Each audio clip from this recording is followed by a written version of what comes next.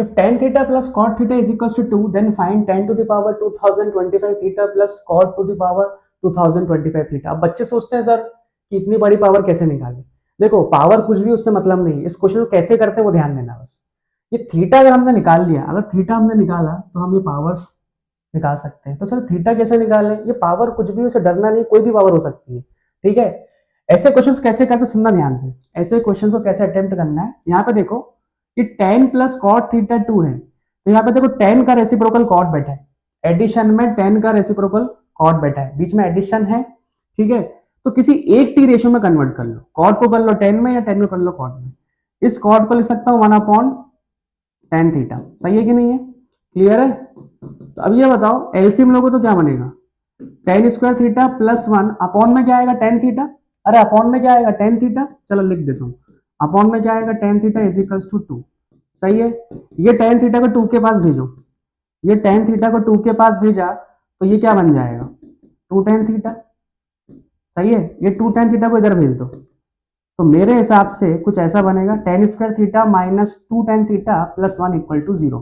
ध्यान से देखो ये बन गई इक्वेशन, कौन सी, क्वाड्रेटिक इक्वेशन बन गई। ध्यान से देखो, अगर थोड़ी देर के लिए मैंने बोल दिया कि x जो है हमारा tan थीटा है, अगर मैंने बोल दिया कि x हमारा tan थीटा है, तो अब ये इक्वेशन क्या बन जाएगी x square minus 2x plus 1 equal to 0।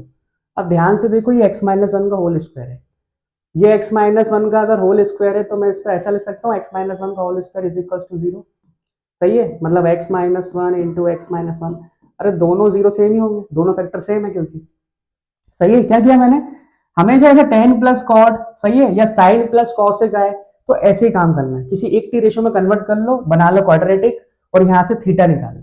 Theta कैसे निकलेगा, अरे x निकल गया तो थीटा निकल जाएगा, समझ गए, अरे x निकल गया तो यहाँ से थीटा निकल जाएगा। तो बताओ यहाँ से x की वैल्यू कितनी है tan थीटा माइनस 1, ये भी tan थीटा माइनस 1, दोनों सेम ही होंगे। तो यहाँ से tan थीटा की वैल्यू क्या आई 1, तो थीटा कितना हो गया, अरे tan थीटा कितने एंगल पे 1 होता है, tan थीटा कितना एंगल पे 1 होता है 45 पे, मतलब थीटा की वैल्यू कितनी है 45।